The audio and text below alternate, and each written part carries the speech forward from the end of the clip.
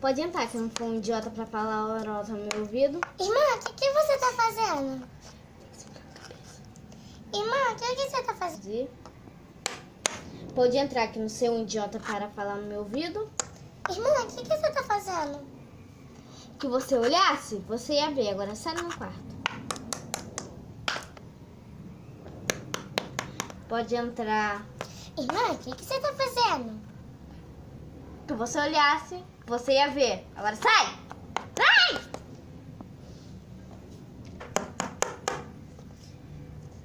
Já sei até quem é.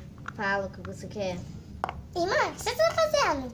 Tô usando o computador. Eu tô cagando, eu tô mijando. Agora sai! Pode entrar. Calma aí. Calma aí. De novo, mais 50 anos. Pode entrar. Irmão, o que você tá fazendo?